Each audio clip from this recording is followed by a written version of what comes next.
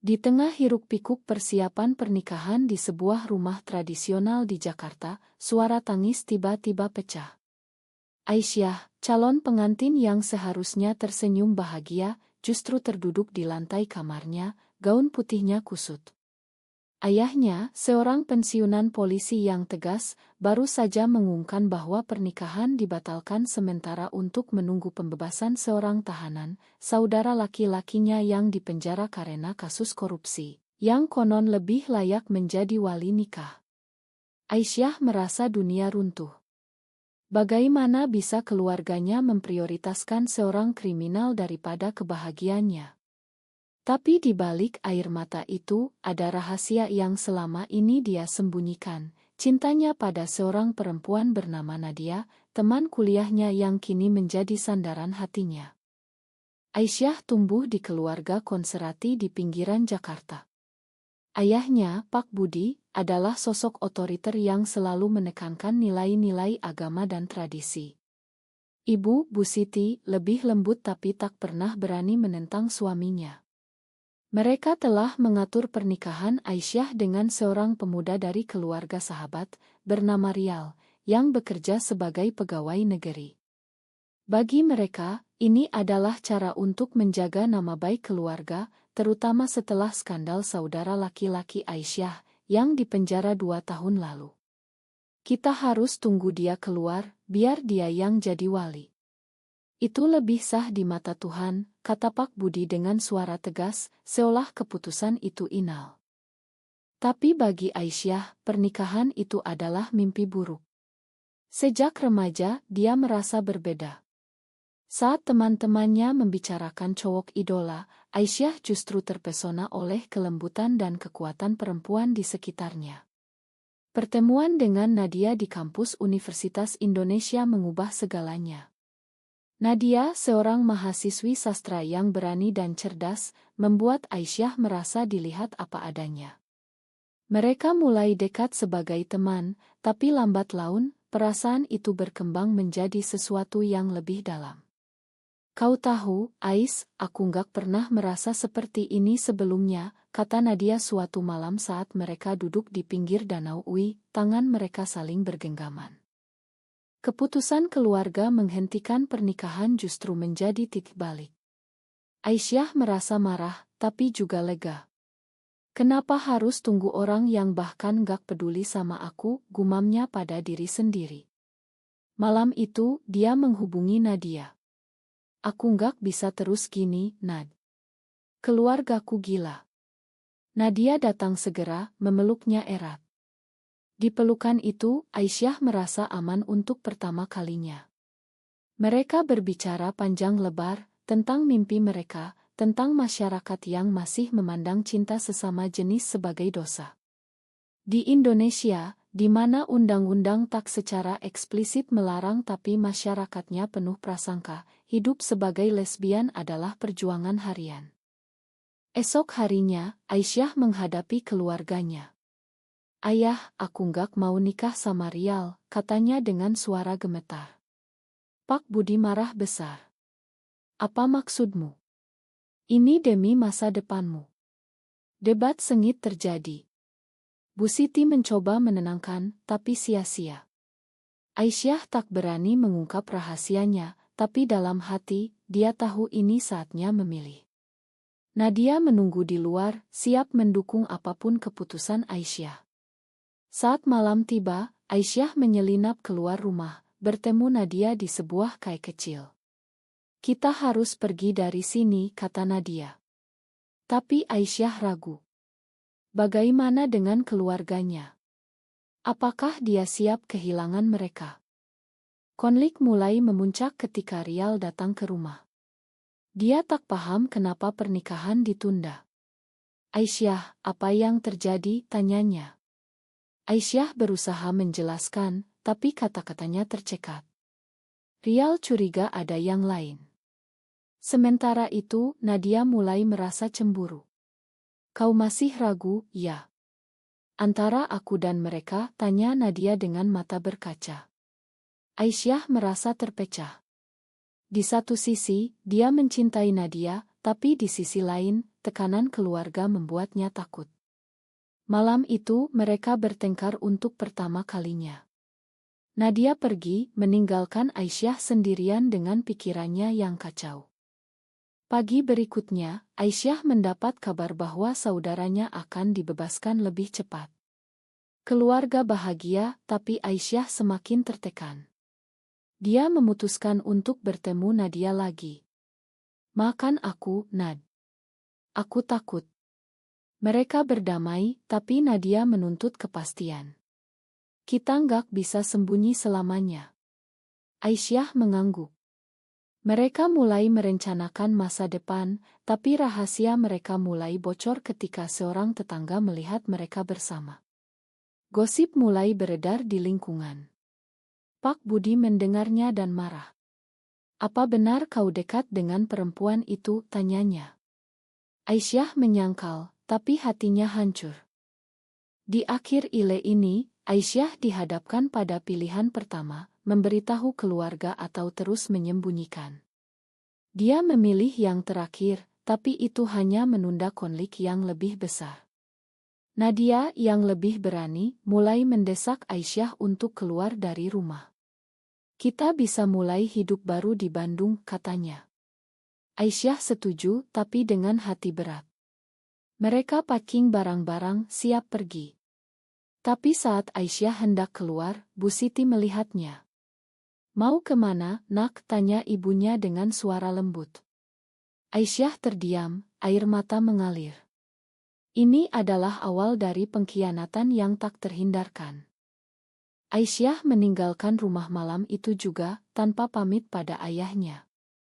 Hanya Bu Siti yang tahu, dan ibunya memohon agar Aisyah kembali. "Jangan buat ayah marah, Nak." Tapi Aisyah sudah bulat.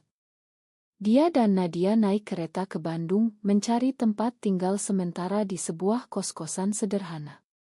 Di sana untuk pertama kalinya, mereka merasa bebas. "Ini rumah kita sekarang," kata Nadia sambil tersenyum. Aisyah memeluknya, tapi di balik senyum itu ada kekhawatiran. Bagaimana keluarganya? Apakah mereka mencarinya? Di Bandung, kehidupan baru dimulai. Nadia bekerja sebagai editor di sebuah penerbit kecil, sementara Aisyah mencari pekerjaan sebagai guru les. Mereka hidup sederhana, tapi penuh cinta. Namun, bayang-bayang masa lalu tak pernah hilang. Aisyah sering mimpi buruk tentang ayahnya yang marah. "Aku merasa bersalah, Nad," katanya suatu hari. Nadia mengerti. Kita semua punya harga yang harus dibayar. Tapi Nadia juga punya rahasianya sendiri. Dia pernah menikah singkat dengan seorang pria sebelum bertemu Aisyah, pernikahan yang gagal karena dia menyadari orientasinya. "Aku tak pernah cerita karena takut kau pergi," akunya. Konflik muncul ketika keluarga Aisyah mulai mencari. Pak Budi menghubungi teman-temannya di polisi, melacak keberadaan Aisyah. Suatu hari, telepon Aisyah berdering. "Itu Bu Siti. Ayah tahu kau di Bandung. Pulanglah, Nak. Saudaramu sudah bebas." Aisyah gemetar. Nadia mendengar percakapan itu dan marah. "Jangan pulang, Ais. Mereka akan paksa kau nikah lagi." Aisyah terpecah lagi. Dia mencintai keluarganya, tapi juga Nadia. Akhirnya, dia memutuskan untuk bertemu Bu Siti sendirian di sebuah stasiun. Pertemuan itu emosional. Bu Siti menangis, menceritakan betapa hancur hati Pak Budi. Dia bilang, "Kau telah membawa malu keluarga." Aisyah tak tahan. "Bu, aku cinta perempuan. Aku cinta Nadia." Bu Siti terkejut, tapi tak marah. "Kenapa tak bilang dari dulu?" tanyanya. Aisyah menjelaskan perjuangannya tentang masyarakat yang tak menerima. Bu Siti memeluknya, tapi memohon agar Aisyah kembali. "Kita bisa selesaikan ini pelan-pelan." Aisyah ragu, tapi janji akan pikirkan. Kembali ke Nadia, Aisyah menceritakan semuanya. Nadia cemburu. Ibumu mau kau tinggalkan aku. Debat sengit terjadi. Nadia merasa dikhianati. Kau pilih mereka atau aku? Aisyah memilih Nadia, tapi hubungan mereka mulai retak. Sementara itu, saudara Aisyah, yang baru bebas, mulai ikut campur. Dia bernama Andi, adalah sosok egois yang melihat Aisyah sebagai beban. Kau bikin keluarga malu dengan kabur begitu, katanya saat menelepon. Aisyah marah. Kau yang dipenjara, tapi aku yang disalahkan. Tekanan sosial mulai terasa di Bandung. Tetangga kos mulai bergosip tentang dua perempuan yang tinggal bersama. Suatu hari, pemilik kos mengusir mereka. Saya nggak mau masalah, katanya. Mereka pindah ke tempat lain, tapi paranoia muncul. Nadia mulai minum alkohol untuk mengatasi stres. Aisyah khawatir. Jangan gini, Nad. Tapi Nadia balas, ini gara-gara kau nggak tegas. Konflik internal Nadia muncul, dia takut kehilangan Aisyah, tapi juga lelah bersembunyi. Puncak di Ile ini adalah ketika Pak Budi datang ke Bandung. Dia menemukan alamat mereka melalui Andi. Pulang sekarang, perintahnya.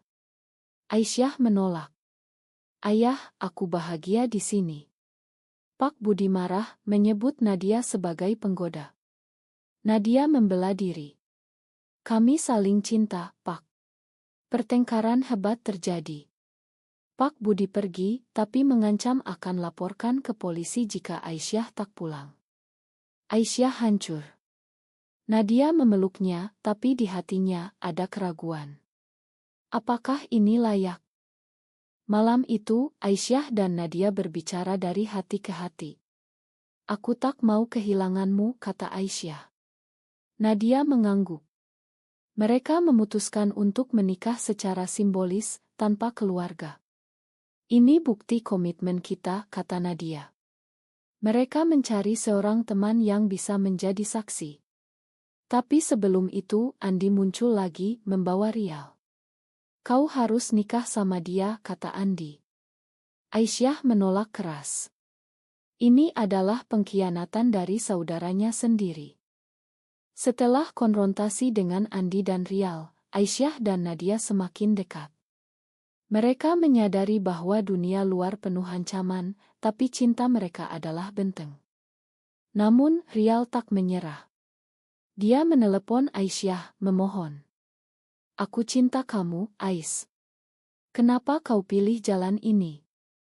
Aisyah merasa kasihan, tapi tegas. Ma, Ri. Aku tak bisa. Rial marah, dan mulai menyebar rumor di media sosial. Aisyah kabur karena lesbian, tulisnya di grup keluarga. Gosip menyebar cepat di Jakarta. Keluarga Aisyah semakin terpecah. Bu Siti diam-diam mendukung Aisyah, tapi Pak Budi dan Andi menentang. Andi, yang merasa berhutang pada keluarga setelah penjara, melihat ini sebagai kesempatan menebus. Aku akan bawa dia pulang, katanya pada Pak Budi. Mereka merencanakan untuk datang lagi ke Bandung. Sementara itu, Aisyah dan Nadia mempersiapkan pernikahan mereka. Mereka memilih sebuah taman kecil di Bandung dengan teman-teman dekat sebagai saksi. Ini bukan resmi, tapi bagi kita, ini nyata, kata Nadia. Hari pernikahan tiba. Aisyah mengenakan gaun sederhana, Nadia tampak cantik dengan kebaya modern. Mereka bertukar cincin, berjanji setia. Aku mencintaimu selamanya, kata Aisyah. Nadia menjawab dengan ciuman lembut. Tapi kebahagiaan itu singkat. Andi dan Pak Budi muncul tiba-tiba, diikuti polisi lokal. Ini penculikan, kata Andi. Ternyata mereka melaporkan Aisyah sebagai hilang. Polisi memisahkan mereka. Aisyah ditahan sementara, Nadia dituduh mempengaruhi. Di kantor polisi, Aisyah diinterogasi. Apa hubunganmu dengan Nadia? Tanya petugas. Aisyah diam, tapi hatinya hancur. Pak Budi berbicara dengannya. Pulanglah, nak. Ini dosa besar. Aisyah menangis. Ayah, ini bukan dosa. Ini cinta. Pak Budi terdiam, tapi Andi memaksa. Nadia dibebaskan karena tak ada bukti, tapi dia marah pada Aisyah. Kenapa kau nggak lawan lebih keras? Saat Aisyah dibawa pulang ke Jakarta, Nadia merasa ditinggalkan. Kembali di rumah, Aisyah seperti tahanan. Pak Budi mengawasi setiap geraknya. Bu Siti mencoba bicara. Aku paham, nak. Tapi masyarakat kita belum siap. Aisyah merasa kesepian tanpa Nadia. Dia mencoba hubungi, tapi ponselnya disita. Sementara itu, Nadia di Bandung mulai ragu. Teman-temannya bilang, mungkin ini bukan jalanmu. Nadia ingat masa lalunya, pernikahan gagalnya, dan mulai minum lagi. Suatu malam, dia bertemu mantan suaminya, yang datang mencari. Kau masih sama, Nad. Tak bisa komitmen. Konflik memuncak ketika Aisyah menyelinap keluar lagi. Dia naik bus ke Bandung, tapi Andi mengikuti. Di jalan, mereka bertengkar. Kenapa kau egois, Kak? Kau yang bikin masalah, kata Aisyah. Andi mengaku. Aku takut keluarga hancur gara-gara aku. Ini adalah momen kejujuran. Andi menceritakan penjaranya, bagaimana dia merasa gagal sebagai kakak. Aisyah memakan, tapi tetap pergi. Bertemu Nadia, Aisyah memohon maaf. Aku tak akan tinggalkanmu lagi. Tapi Nadia telah berubah. Aku capek, Ais. Mungkin kita perlu istirahat. Aisyah hancur. Ini adalah pengkhianatan dari orang yang dicintai. Mereka berpisah sementara. Aisyah kembali ke Jakarta, tapi kali ini dengan rencana. Dia bicara pada Bu Siti. Aku mau hidup bebas, Bu. Bu Siti mendukung, diam-diam memberi uang untuk Aisyah pergi. Aisyah memutuskan untuk pindah ke Yogyakarta, mencari kedamaian. Dia mendapat pekerjaan sebagai dosen tamu di sebuah universitas. Tanpa Nadia, hidup terasa hampa. Dia sering ingat momen-momen indah mereka. Sementara itu, Nadia di Bandung berjuang dengan demonnya sendiri. Dia berhenti minum, mencoba terapi. Aku salah, Ais, gumamnya. Nadia menghubungi Aisyah, memohon maaf. Aku takut kehilanganmu. Aisyah ragu, tapi setuju bertemu. Pertemuan di Yogyakarta penuh emosi. Mereka berbicara tentang kesalahan masing-masing. Kita sama-sama takut, kata Aisyah. Mereka berdamai, memutuskan untuk bersama lagi. Tapi keluarga Aisyah belum menyerah. Pak Budi sakit, dan Bu Siti menelepon. Ayah minta maaf, nak. Pulanglah. Aisyah pergi ke Jakarta, diikuti Nadia. Di rumah sakit, Pak Budi bicara. Aku salah, Ais. Aku tak mau kehilanganmu. Ini adalah momen rekonsiliasi, tapi Pak Budi tetap tak setuju dengan Nadia. Andi, yang kini berubah, mendukung Aisyah.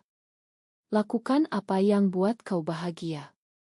Tapi masyarakat sekitar mulai menyerang. Gosip di masjid, tetangga memandang sinis. Aisyah dan Nadia dihadapkan pada pilihan, tetap bersama atau pisah demi damai.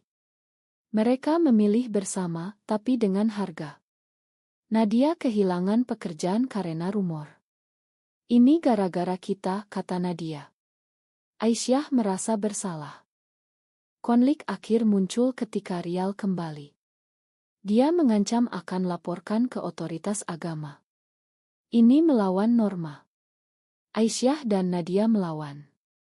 Mereka mencari dukungan dari komunitas LGB di Jakarta. Di sana mereka bertemu orang-orang serupa, berbagi cerita. Kalian tak sendirian, kata seorang aktivis. Ini membangkitkan semangat mereka. Mereka memutuskan untuk menikah lagi, kali ini lebih berani. Di sebuah acara kecil komunitas, mereka bertukar janji. Keluarga Aisyah tak hadir, tapi Bu Siti mengirim pesan dukungan. Pak Budi mulai melunak, tapi Andi datang. Aku dukung kalian, katanya. Ini adalah kemenangan kecil. Tapi harga dibayar mahal. Aisyah kehilangan warisan, Nadia kehilangan teman. Mereka pindah ke Bali mencari kehidupan baru. Di sana masyarakat lebih terbuka, tapi trauma tetap ada. Di Bali, Aisyah dan Nadia membangun hidup baru. Mereka membuka kai kecil, tempat berkumpul komunitas. Cinta mereka semakin kuat, tapi masa lalu sesekali muncul. Pak Budi menelepon, meminta maaf sepenuhnya. Aku salah besar, nak. Aisyah memakan. Keluarga mulai berkunjung, meski lambat. Andi menjadi sekutu, membantu bisnis mereka. Tapi tidak semua bahagia. Rial masih dendam, menyebar hate-speech online. Mereka dihadapkan pada cyberbullying. Nadia depresi, tapi Aisyah mendukung. Kita kuat bersama. Mereka bergabung dengan gerakan hak di Indonesia, berbicara di forum. Ini adalah titik bagi mereka. Konflik terakhir adalah ketika undang-undang anti disahkan. Mereka ikut protes, tapi berisiko. Suatu hari, demonstrasi berubah ricuh. Nadia terluka ringan. Aisyah panik. Ini terlalu berbahaya. Tapi Nadia bilang, ini harga kebebasan. Akhirnya, mereka menemukan kedamaian. Cinta mereka bertahan, meski dengan luka. Keluarga Aisyah menerima, meski tak sepenuhnya. Masyarakat berubah pelan. Apakah pilihan Aisyah untuk menikah dengan Nadia tanpa keluarga adalah benar atau salah?